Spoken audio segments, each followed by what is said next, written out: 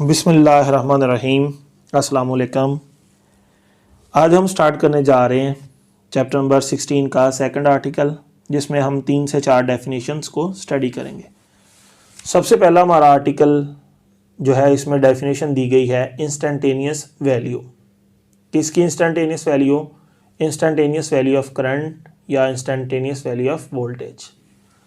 सबसे पहले आपको पता होना चाहिए चैप्टर नंबर 15 में हमने अल्टरनेटिंग करंट जनरेटर के बारे में स्टडी किया था कि अल्टरनेटिंग करंट जनरेटर दरअसल एक कॉइल होती है जो कि मैग्नेटिक फील्ड के अंदर घूमती है।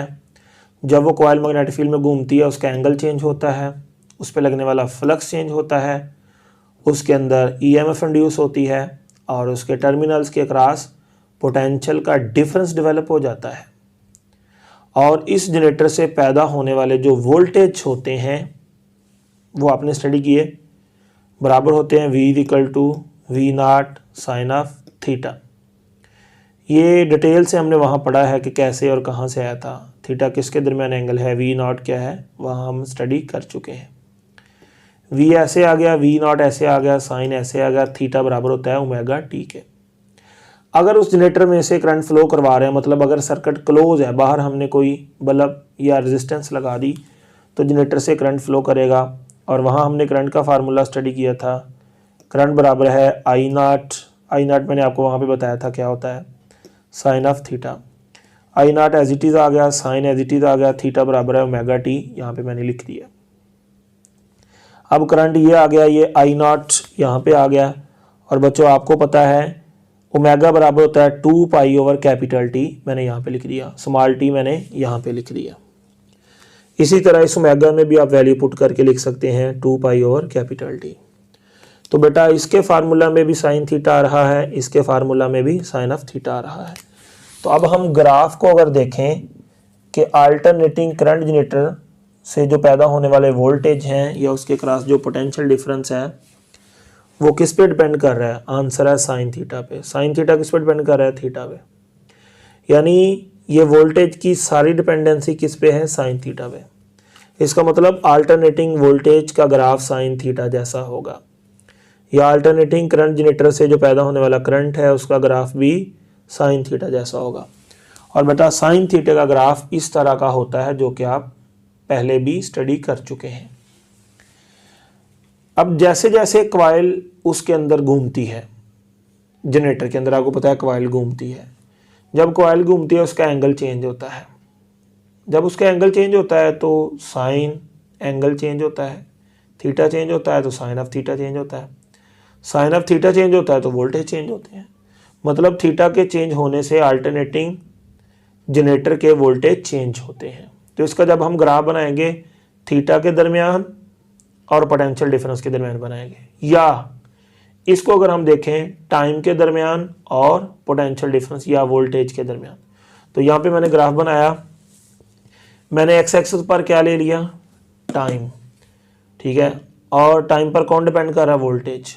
वाई एक्सिस पर मैंने क्या ले लिया, आंसर है वोल्टेज। यहाँ पर जीरो हैं, इससे अबव पॉजिटिव हैं, इससे बिलो नेगेटिव हैं। तो जैसे जैसे टाइम गुजरेगा वोल्टेज के साथ क्या होगा, देखिए टाइम इस तरफ शो किया है, वोल्टेज ऊपर या नीचे को शो किए हैं। हम देख रहे हैं जैसे जैसे टाइम गुजरा है इसके स्टार्ट में जो वोल्टेज हैं वो ज़ीरो हैं। जैसे जैसे टाइम गुजरता जा रहा है तो इसके वोल्टेज बढ़ते गए बढ़ते गए बढ़ते गए, इस पॉइंट पर जाके वोल्टेज बढ़ना बंद हो गए, मैक्सिमम जितने होने थे हो चुके हैं, अब वोल्टेज कम होना शुरू हो जाते हैं। इस टाइम पर जाके वोल्टेज ज़ीरो हो जाते हैं। फिर जो वोल्टेज हैं वो बढ़ते हैं, लेकिन किस डायरेक्शन में बढ़ते हैं, नेगेटिव में। तो नेगेटिव डायरेक्शन बढ़ते गए यहाँ पे जाके नेगेटिव में मैक्सिमम हो गए हैं, फिर रहे नेगेटिव, लेकिन नेगेटिव में कम होते होते ज़ीरो हो गए हैं। तो जब आपकी कॉइल ऐसे घूमती है जनरेटर के अंदर, ये कॉइल ऐसे घूमती है, तो एक चक्कर मुकम्मल करने में कॉइल को जो टाइम लगता है एक चक्कर मुकम्मल करने में, उसको हम कैपिटल टी कहते हैं या टाइम पीरियड ऑफ कॉइल कहते हैं। ओमेगा क्या है, कॉइल गोल गोल घूम रही है ऐसे, तो उसकी जो एंगुलर वेलोसिटी है उस कॉइल की, उसको मैंने ओमेगा से रिप्रेजेंट किया है। टी उसका टाइम पीरियड है, ओमेगा उसकी एंगुलर वेलोसिटी है, बात समझ गए। और टाइम पीरियड का मतलब वो टाइम जो उसको एक साइकिल कंप्लीट होने में लगता है। और ये टी का मतलब क्या है, ये वो टी है जब से हमने जनरेटर को स्टार्ट किया तब से जो टाइम गुजर रहा है, मतलब हम कोई भी काम करते हैं तो टाइम तो गुजर ही रहा होता है। तो ये वो टाइम है जो जनरेटर को जब हमने स्टार्ट किया तब से टाइम शुरू हुआ, ये वो टाइम टी है। 1 सेकंड, 2 सेकंड, 3 सेकंड, जैसे जैसे जनरेटर चलता जाएगा ये टाइम भी आपको पता है बढ़ता जाएगा। तो ये बेटा डिटेल से हमने ग्राफ पहले स्टडी कर लिया है अल्टरनेटिंग करंट जनरेटर का। अब इस ग्राफ का थोड़ा मतलब समझ लें क्या है।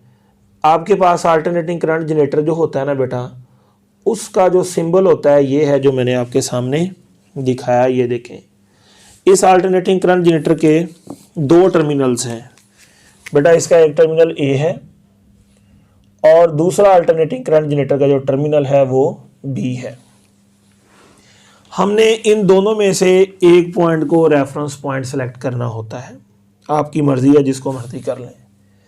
यहाँ पर मैंने बी टर्मिनल को as a reference point select कर लिया। ठीक है जी, ये लें, B terminal reference point select हो गया। अब इसका हम पोटेंशियल 0 मानेंगे, जिसको रेफरेंस सेलेक्ट कर लिया। ठीक है, इसको क्या मानेंगे, आंसर है इसका पोटेंशियल जो भी होगा 10 हो 50 हो जितना भी हो हम 0 मानेंगे। अब इसका पोटेंशियल 0 मानेंगे तो फिर पीछे कौन बचाए। अब हम ए का पोटेंशियल देखेंगे किसके रेफरेंस में, बी के रेफरेंस में। हम चेक करेंगे वोल्टेज या potential of A with respect to B. तो हम इसका पोटेंशियल चेक करेंगे तो फिर ग्राफ भी बनाएंगे इसके पोटेंशियल का। तो जब हम इसका ग्राफ बनाएंगे हम क्या देखते हैं कि स्टार्ट में ये टर्मिनल पॉजिटिव है और ये वाला क्या है, नेगेटिव। हमने इसको रेफरेंस माना है, ये जो भी हो इसको आपने क्या मानना है, 0।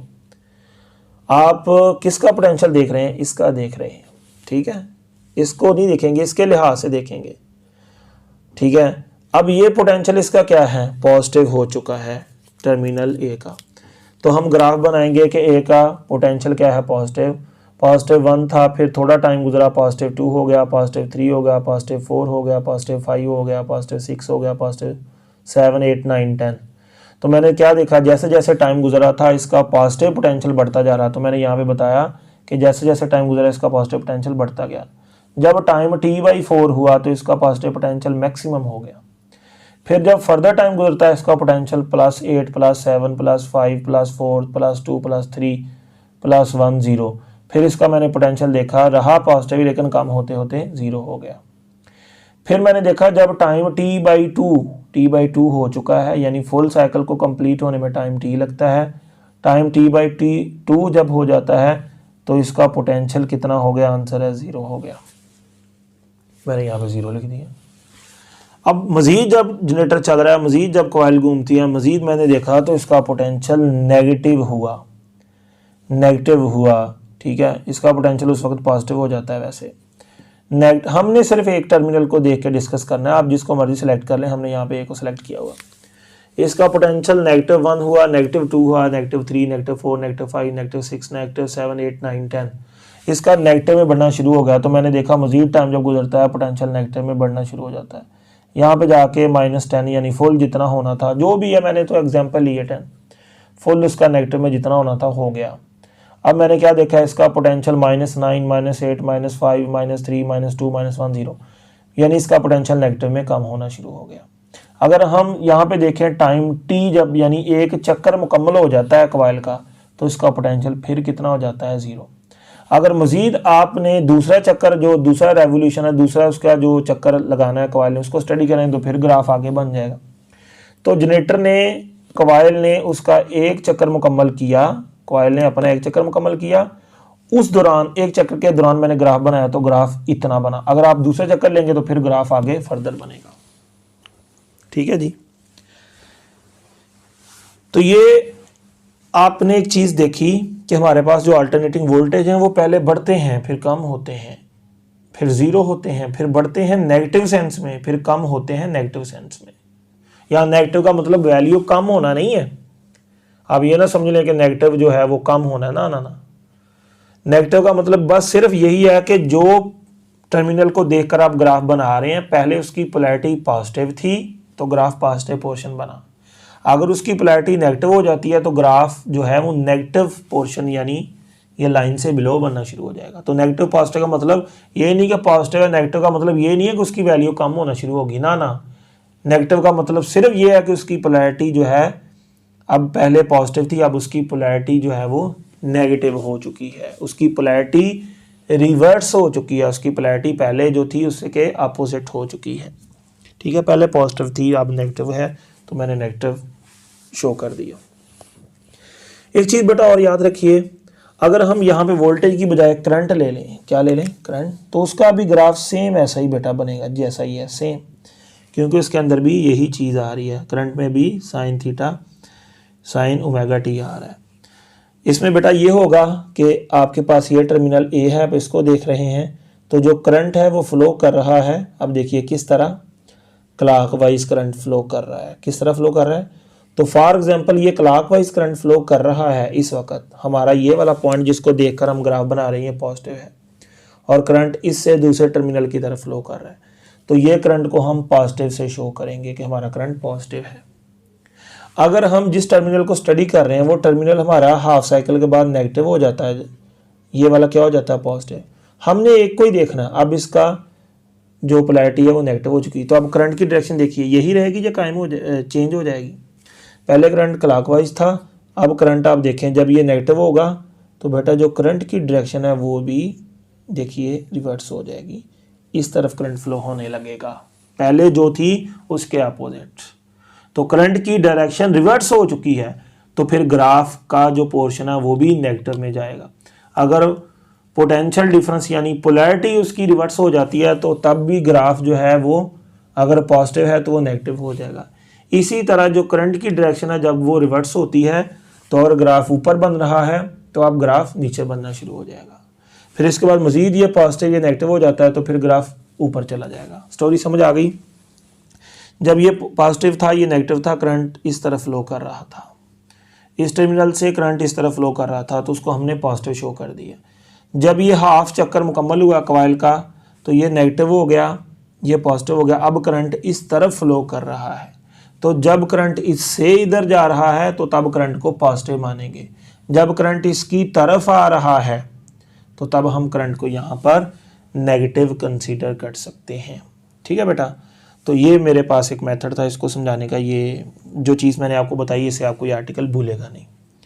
ठीक है, तो अब नेक्स्ट जो चीज़ आपको स्टडी करनी है वो देखिए, ये मैंने आपको बता दिया पॉजिटिव नेगेटिव ग्राफ कब होता है। नेगेटिव का मतलब ये नहीं है करंट कम हो रहा है, नेगेटिव का मतलब ये होता है कि करंट की डायरेक्शन जो है वो रिवर्स हो चुकी है, ये इसका मतलब है, जो यहाँ पर करंट की डायरेक्शन थी वो रिवर्स हो चुकी है। फॉर एग्जांपल अगर यहाँ पे क्लॉक थी अब एंटी हो चुकी है, यहाँ पे एंटी क्लॉकवाइज थी यहाँ पे क्लॉकवाइज हो चुकी है, तो पॉजिटिव साइकिल इसको बोलते हैं, इसको नेगेटिव हाफ साइकिल बोलते हैं।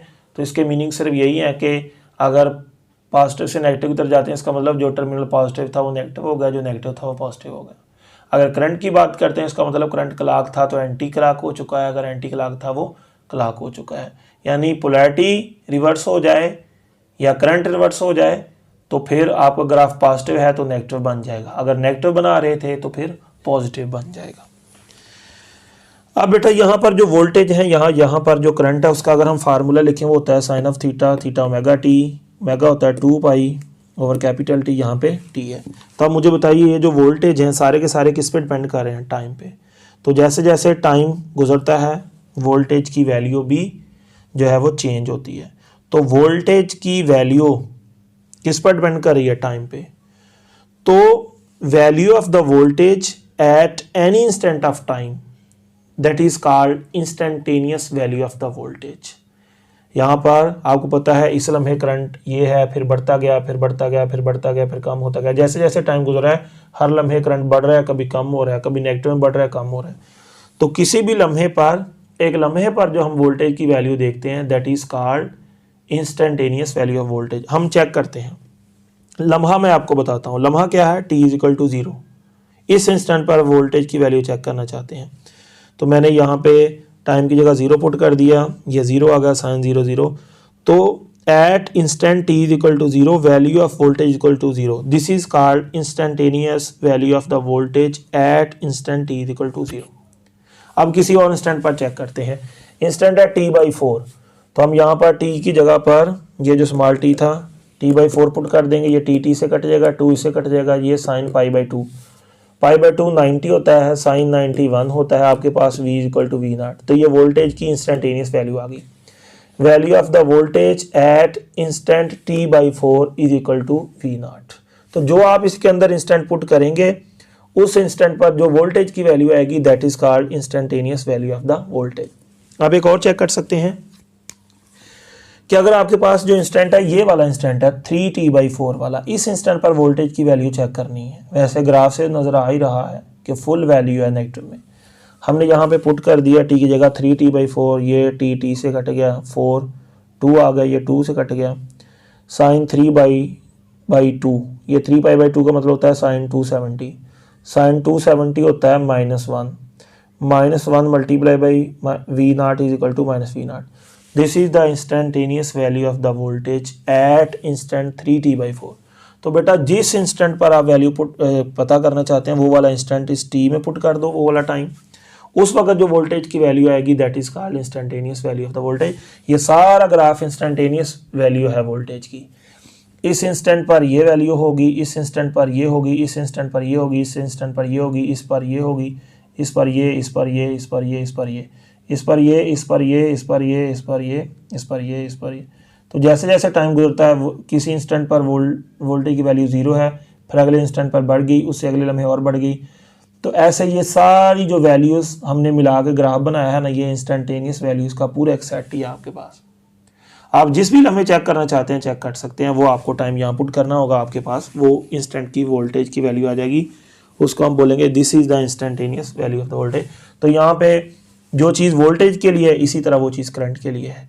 और यहाँ पे हमें कोई ना कोई रेफरेंस पॉइंट भी सिलेक्ट करना पड़ता है, आपको पता ही है, ये वाला कर लें या ये वाला कर लें। तो अब डेफिनेशन की तरफ आते हैं। वैल्यू ऑफ वोल्टेज या current at any instant of time, time जो गुजर रहा है 10वां सेकंड देखना है, 15वां सेकंड, कोई भी टाइम जो आपके पास है, किसी भी इंस्टेंट पर जो वोल्टेज या करंट की वैल्यू होती है with respect to some reference point, कोई ना कोई हमने रेफरेंस पॉइंट सेलेक्ट किया होता है। आपको पता है कि रेफरेंस पॉइंट के हिसाब से पता चलता है पॉजिटिव या नेगेटिव। अगर हम इसको रेफरेंस सेलेक्ट कर लेते हैं तो इस वक्त वैल्यू जो है हम ए को देख रहे हैं, इसका मतलब वैल्यू नेगेटिव है। अगर हम इसको रेफरेंस सेलेक्ट कर लेते हैं, सॉरी ये वाले को, तो फिर हम इसको देखेंगे तो इस वक्त वोल्टेज की वैल्यू पॉजिटिव है। मतलब इसको रेफरेंस सेलेक्ट करते हैं तो इसको देखेंगे, फिर वोल्टेज की वैल्यू नेगेटिव है। अगर हम इसको नहीं देखते बल्कि इसको रेफरेंस सेलेक्ट कर लेते हैं और इसको देखते हैं, तो चूंकि हम इसको देख रहे हैं तो अब वोल्टेज की वैल्यू पॉजिटिव है। तो यानी रेफरेंस डिफरेंट होने से वोल्टेज की वैल्यू पॉजिटिव नेगेटिव हो सकती है। तो इसलिए हमें रेफरेंस भी सिलेक्ट करना पड़ता है। तो क्या डिफाइन करेंगे? Value of voltage or current at any instant of time, किसी भी टाइम है लम्हे पर जो हम उसकी वैल्यू देख रहे हैं कि यार इस लम्हे पर कितनी है। जैसे हमने बताया t0 पर कितनी है 0, t/4 पर कितनी है v0, t3t/4 पर कितनी है -v0। तो ये डिफरेंट हमारे पास इंस्टेंट थे, उन इंस्टेंट पर हमने वोल्टेज की वैल्यू चेक की, तो ये वाली वैल्यू क्या कहलाएगी? इंस्टेंटेनियस वैल्यू, क्योंकि आपने वो लम्हा बताया है, उस लम्हे पे आपके पास वैल्यू आई है। ठीक है, that is called instantaneous value of voltage. अगर करंट की बात कर रहे हैं करंट, ठीक है। अब बेटा ये मैंने आपको इंस्टेंटेनियस वैल्यू ऑफ वोल्टेज और करंट का कंसेप्ट बताया, आपने ये याद कर लेना है। आपसे पूछ सकता है कि इंस्टेंटेनियस वैल्यू जो है मैक्सिमम कितनी होती है, तो बेटा मैक्सिमम जो होती है यहाँ पे होती है, और हमने चेक किया ये पॉजिटिव v0 होती है मैक्सिमम वैल्यू। ठीक है, और मिनिमम कितनी होती है? यहाँ पे 0 हो सकती है, यहाँ पे भी 0, यहाँ पे भी 0। तो मिनिमम वैल्यू जो इंस्टेंटेनियस वैल्यू है वो 0 हो सकती है, मैक्सिमम वैल्यू v0 हो सकती है। यहाँ पर अगर चेक करें तो ये भी मैक्सिमम ही है लेकिन ये नेगेटिव v0 है। तो मिनिमम इंस्टेंटेनियस वैल्यू कितनी हो सकती है आपसे पूछ सकता है। मिनिमम इंस्टेंटेनियस वैल्यू जो है वो आपके पास हो सकती है 0, और मैक्सिमम इंस्टेंटेनियस वैल्यू आपके पास कितनी हो सकती है वोल्टेज या करंट की? आंसर है वो हो सकती है पॉजिटिव v0। ठीक है, अगर हम नेगेटिव की बात करते हैं तो नेगेटिव v0। बात समझ गए? तो हमारी जितनी भी ये वैल्यूज़ हैं सारी इंस्टेंटेनियस वैल्यूज़ का एक सेट है पूरा। हमारे वोल्टेज ज़्यादा से ज़्यादा कितने हो सकते हैं पॉजिटिव में? Positive we not. नेगेटिव में ज़्यादा से ज़्यादा कितने हो सकते हैं, नेगेटिव वी नॉट। तो सबसे बड़ी वैल्यू पॉजिटिव में पॉजिटिव वी नॉट है, सबसे बड़ी वैल्यू नेगेटिव में अगर देखें तो नेगेटिव वी नॉट है। और ये जितनी भी वैल्यू है सारी वैल्यूज जो हैं वो पॉजिटिव और नेगेटिव वैल्यू के दरमियान होगी। ठीक है, तो हमारी जितनी भी इंस्टेंटेनियस वैल्यू है यहाँ से यहाँ तक वो सारी किसके दरमियान लाई करेंगी, आंसर है प्लस वी नॉट और माइनस वी नॉट के दरमियान होगी। यहाँ से लेकर यहाँ के दरमियान कोई भी आपकी इंस्टेंटेनियस वैल्यू हो सकती है। बड़ी से बड़ी वैल्यू जो पॉजिटिव वी नॉट हो सकती है या बड़ी से बड़ी वैल्यू नेगेटिव वी नॉट हो सकती है, और छोटी से छोटी जीरो हो सकती है। और हो कहाँ से कहाँ तक सकती हैं, इसके दरमियान कोई भी पॉजिटिव नेगेटिव वैल्यू हो सकती है। अगर आपके पास for example positive peak value है 10, ठीक है, तो नेगेटिव पीक वैल्यू भी आपके पास -10 होगी। तो आपकी इंस्टेंटेनियस वैल्यू इनके दरमियान कुछ भी हो सकती है। इनके दरमियान क्या हो सकता है, पॉजिटिव 10 के दरमियान हो सकता है पॉजिटिव 10, पॉजिटिव 9, पॉजिटिव 8, पॉजिटिव 7, इस तरह 0, फिर -1, -2, -3 सो ऑन, यहाँ पर -10। यानी हमारी पीक वैल्यू पॉजिटिव 10 से लेकर -10 या -10 और पॉजिटिव 10 के दरमियान कुछ भी हो सकती है। क्लियर हुआ? वो डिपेंड करेगा आप किस इंस्टेंट पर देखना चाह रहे हैं। जो इंस्टेंट पे आप देखना चाह रहे हैं वो आप इंस्टेंट पुट कर दें, आपके पास उस इंस्टेंट पर वोल्टेज की या उस इंस्टेंट पर करंट की जो वैल्यू आएगी उसको हम बोलेंगे instantaneous value of current at that instant. That instant का मतलब जो आपने टाइम पुट किया है उस इंस्टेंट पर। क्लियर हुआ? अब बेटा हमारे पास लास्ट पे है पीक वैल्यू। लास्ट पे कौन सा है, आंसर है लास्ट वाली जो डेफिनेशन हमने करनी है वो है बेटा आपके पास पीक वैल्यू। ये भी शॉर्ट में पूछी जाती है, इससे रेलिवेंट तो बहुत सारे एमसीक्यूज बन सकते थे। अब हम लास्ट पे देखेंगे पीक वैल्यू किसको कहते हैं।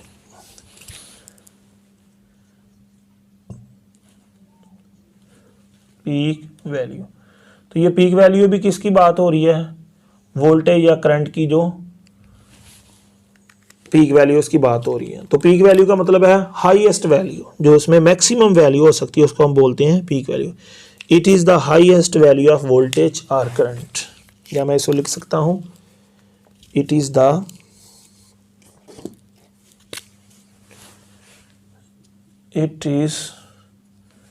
The highest value of voltage या current in one cycle. One क्या, जितने भी लेने ले लें, कोई मसला नहीं है। एक साइकिल के अंदर जो सबसे हाईएस्ट वैल्यू है उसको हम बोलते हैं बेटा पीक वैल्यू। तो सबसे हाईएस्ट क्या है, एक ये वाली है, एक ये वाली है। ठीक है, तो आप लिख सकते हैं कि आपके पास पीक वैल्यू दो तरह की होती है। ठीक है, एक होती है पॉजिटिव पीक वैल्यू, ठीक है बेटा, और दूसरी हमारे पास होती है नेगेटिव पीक वैल्यू। ठीक है, ये हाईएस्ट वैल्यू है। और पॉजिटिव नेगेटिव का मतलब कोई उसकी वैल्यू कम नहीं है, अभी नेगेटिव की वैल्यू कम है ना, नेगेटिव जस्ट उसकी डायरेक्शन चेंज हो चुकी है, यही मतलब है इसका।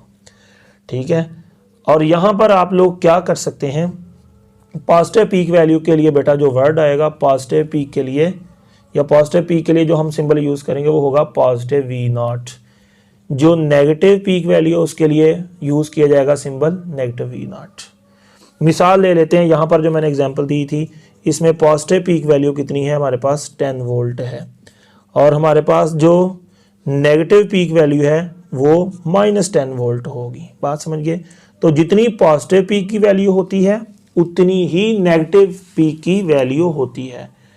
ठीक है, अगर हम यहाँ पर अल्टरनेटिंग करंट जनरेटर की बात करें, क्योंकि जितनी पॉजिटिव पीक ऊंची है उतनी ही नेगेटिव है, बस इसको पॉजिटिव सिंबल यूज करते हैं, इसके लिए हम लोग नेगेटिव सिंबल यूज करते हैं। तो पूरे ग्राफ के अंदर, पूरे साइकिल के अंदर जो सबसे बड़ी वैल्यू है उसको हम बोलते हैं पीक वैल्यू। ये पॉजिटिव पीक हो सकती है, ये नेगेटिव भी हो सकती है, और जितनी पॉजिटिव पीक वैल्यू होती है यहाँ पर अल्टरनेटिंग करंट जनरेटर में उतनी ही समझ लो नेगेटिव पीक वैल्यू होती है। तो अब ये वाले अगर फार्मूले की बात करें, ये वाले, तो ये वाला सारा क्या है आपके पास, ये इंस्टेंटेनियस वोल्टेज है, और ये वाला क्या है, इंस्टेंटेनियस करंट है, क्योंकि ये टाइम के हिसाब से इसकी वैल्यू चेंज होती है। अब अगर आपसे पूछ ले कि पॉजिटिव पीक कब आती है, पॉजिटिव पीक कब आती है, तो आपको पता है पॉजिटिव पीक तब आती है जब यहाँ पे एंगल की बात करें एंगल 90 होता है। अगर टाइम की बात करें तो टाइम यहाँ पर t/4 होता है।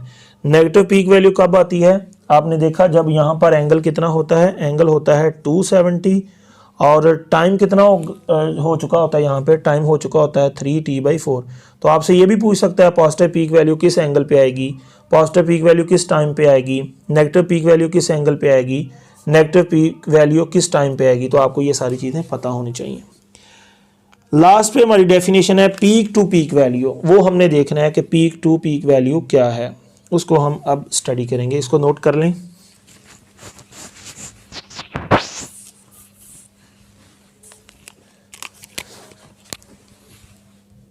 Peak to peak value, peak to peak value, peak to peak value किसकी, मतलब वोल्टेज की या करंट की ही बात हो रही है यहाँ पे।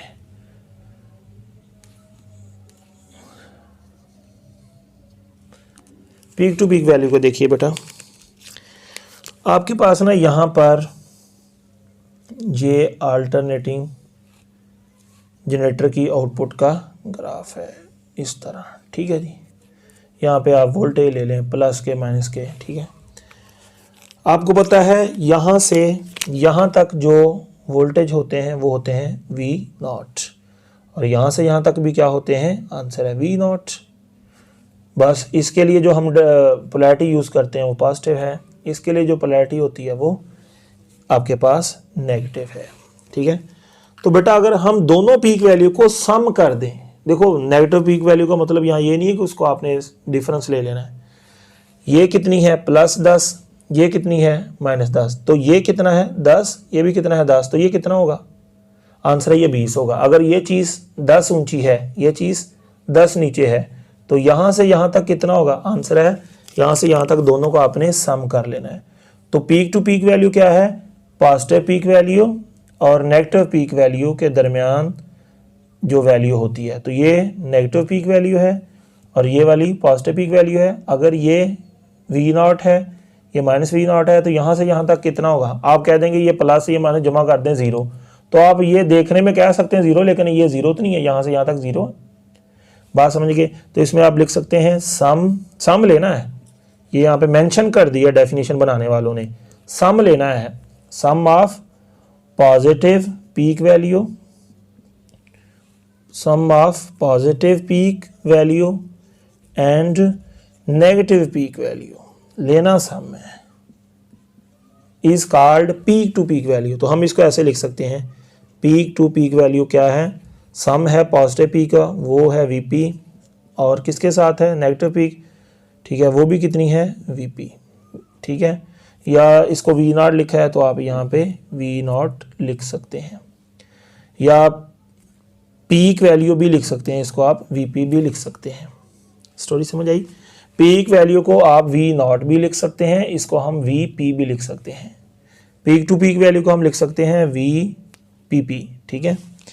और यहाँ पर बेटा हमारे पास जो आंसर है वो आ जाएगा Vpp यानी peak to peak value, Vp जमा Vp क्या आ जाएगा 2Vp। और याद रख लेना है यहाँ पे आप लोगों ने पॉजिटिव पीक वैल्यू को भी पॉजिटिव लेना है, नेगेटिव पीक वैल्यू को भी नेगेटिव लेना है, क्योंकि हमने इस पॉइंट और इस पॉइंट के दरमियान डिफरेंस देखना है। हमने यहाँ से यहाँ तक पोटेंशियल का डिफरेंस देखना है, यहाँ से यहाँ तक।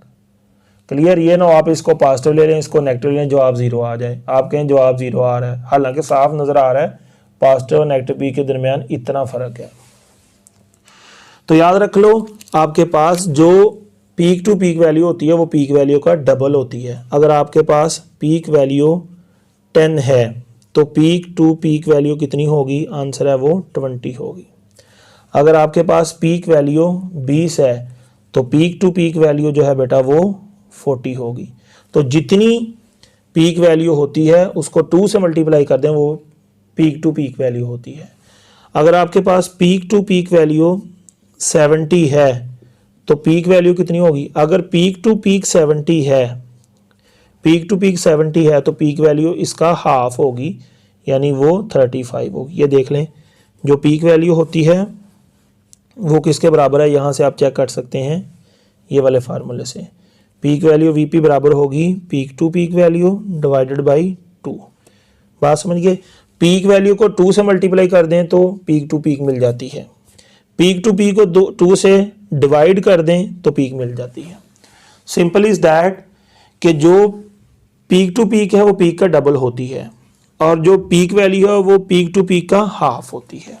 तो ये बेटा हमारी छोटी छोटी डेफिनेशन थी जो आपसे वो पूछ सकता है, इनसे न्यूमेरिकल बना सकता है कि पीक वैल्यू 10 है, पीक टू पीक बताओ 20 है। अगर पीक वैल्यू 50 है तो पीक टू पीक 100 है। अगर पीक टू पीक 200 है तो पीक वैल्यू 100 है। अगर पीक टू पीक 500 है तो पीक वैल्यू 250 है। बात समझ गए कि नहीं? तो इस तरह बेटा आपसे वो छोटे छोटे एमसीक्यूज पूछ सकता है, डेफिनेशंस पूछ सकता है। तो इनको बेटा आपने अच्छी तरह से याद कर लेना है। Thank you very much.